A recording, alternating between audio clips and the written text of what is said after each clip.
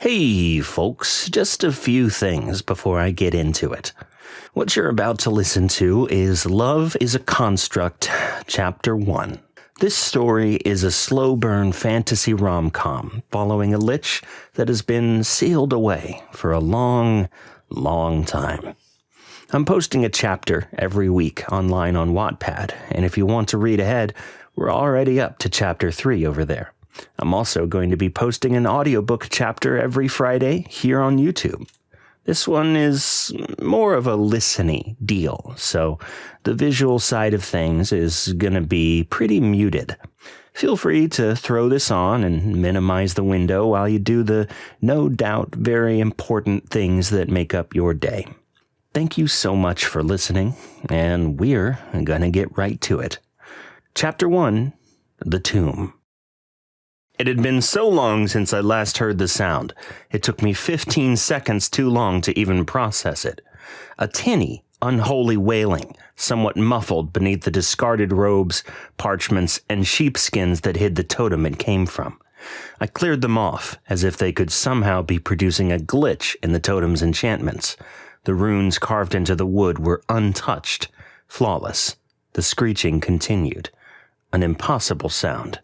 The door behind me slammed open. A familiar-looking goblin nearly tripped over themselves trying to enter my study.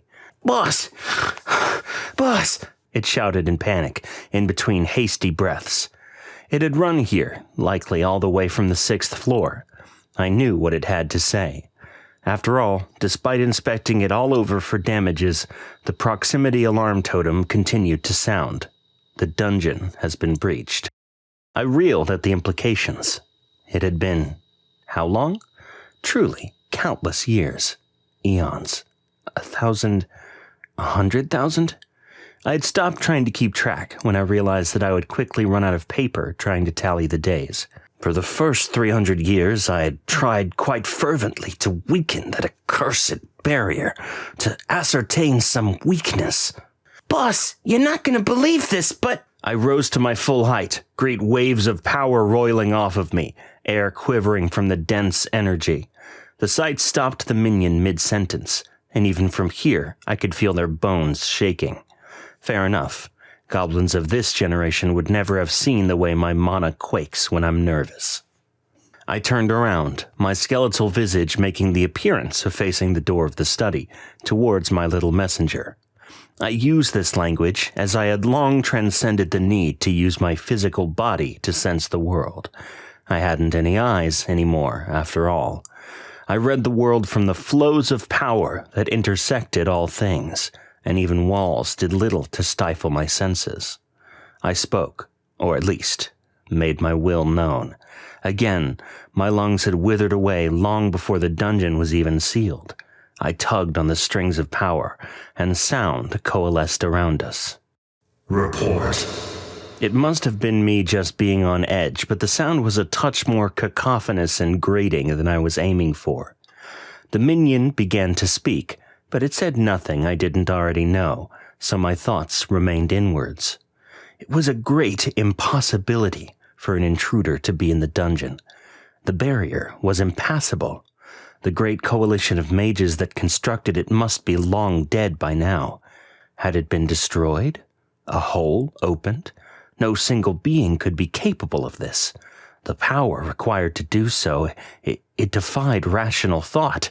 If the barrier really had been destroyed, the forces responsible must be far from benign. Either the old war was awakening once more, or... I realized the goblin had finished speaking a while ago. It was watching me silently, legs subtly knocking, clutching the long blue scarf that adorned its neck and hung down to its hip. My sensation of the world made seeing the innermost parts of its mind as simple as seeing its countenance.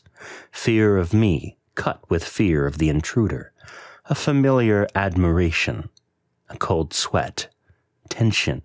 Droplets of determination beginning to build. It was waiting for an order. Rather, bracing for one. It feared what I might ask it to do. I quelled my instinct to order it to battle stations. I had stopped teaching my minions what those were after I gave up making it through the barrier. I would be surprised if its people even still told stories of those times. Return to shelter. I shall face the intruder. My voice came out calmer, deeper, clearer this time, but with no less power. The goblin barked a muted affirmation, then recoiled and scrambled back, as if to let me through the door. Inwardly, I chuckled at the gesture. I had long since bound the veins of power in this place together.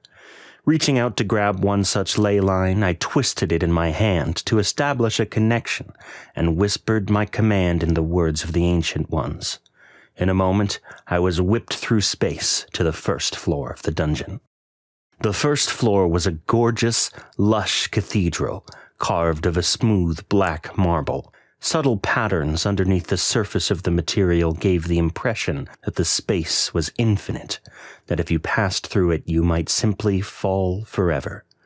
This rich, dark atmosphere was decorated with scarlet carpets and banners, beckoning the mind to picture blood and darkness. Evocative paintings of abstract reds, purples, and blacks, with the occasional splash of bone white, hung evenly across the walls. Hauntingly dim magical torches cast 100 shadows across each surface. The entire look was quite intentional. Adventurers would see the unblemished grandiosity and perhaps picture a vampire of old, or one of their own opulent kings, with all the power that implies. I commanded far more power than that, of course, but humans could have so very little imagination. Anyways, that's what it was supposed to look like. Most of the paintings were gone, and the torches had long since lost their enchantments. The walls were overgrown with moss, statues crumbled, and many of the carpets had been torn by one or another generation of goblins getting up to mischief. I hadn't thought to fix it up. After all, I'd resigned this entrance to never again see use. I didn't have the time now, either, to restore the place to its former luster, but honestly, the grimy, foreboding look was pretty effective in its own way. I admired the look critically as I floated through its winding corridors to the entrance hall. The entrance hall was intentionally church-like, with an open, high-vaulted ceiling and ornate pillars decorating the halls. There were no pews, of course, and instead of a lectern there stood the golem, a 20-foot-tall hulk of pure stone, inset with runes and crystals capable of channeling great elemental power. Well, there would have been, if the orcs from the 4th floor hadn't asked if they could use the crystals for creating a better slime enclosure about 2,000 years back. Oops. Well, I would have to do for now.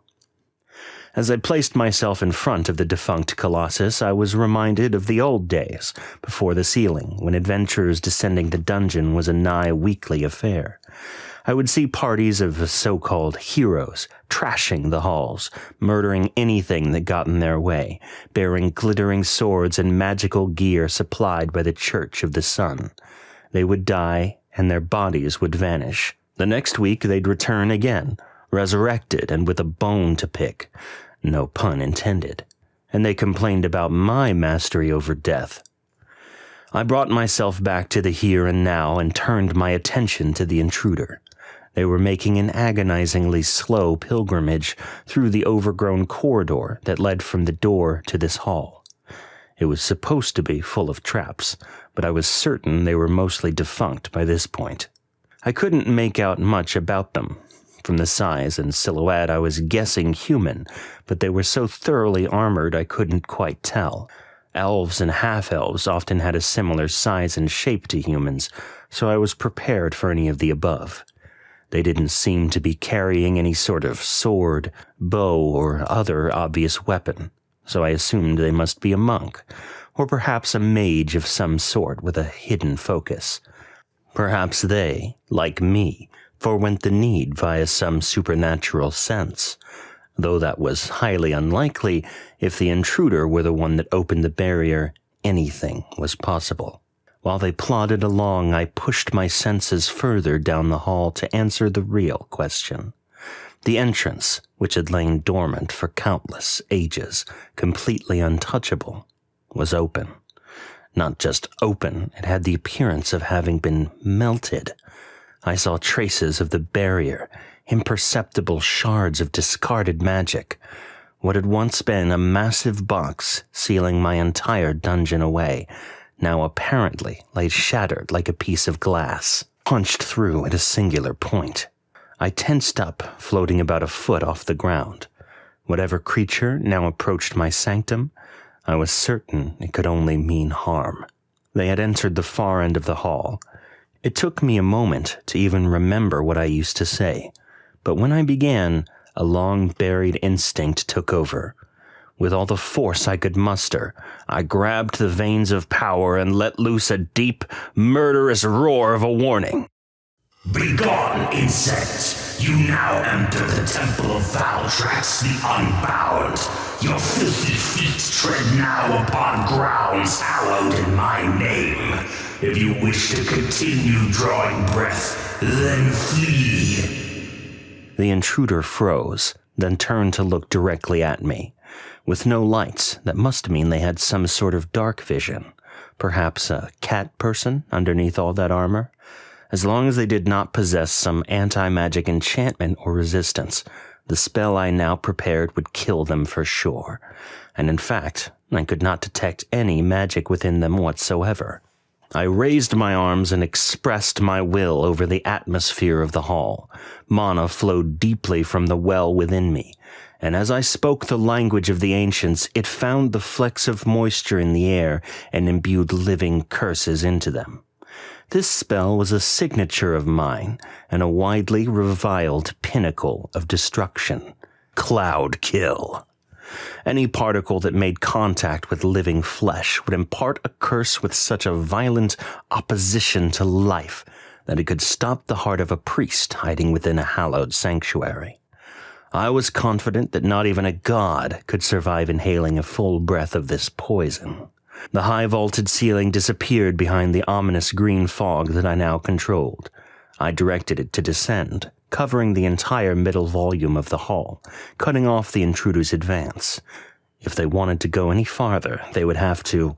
The intruder stepped right through the cloud, never breaking eye contact. The shock was so blinding to me that I stayed frozen, dumbfounded as they waltzed right up to me. They waved a hand in my face, checking for a reaction. Great to meet you, Valtrax. My product label says Autonomous Neurosimulacral Disaster Exploration Unit model number FC7270, but I call myself Red. That thing you just did was crazy. How'd you do that? Chapter 1, End. That was it. Hope you had a good time, and I hope you're curious. I'll see you next week. Or, well, I'll hear, I won't hear you. You're gonna hear, maybe, whenever you get around to it, or, if you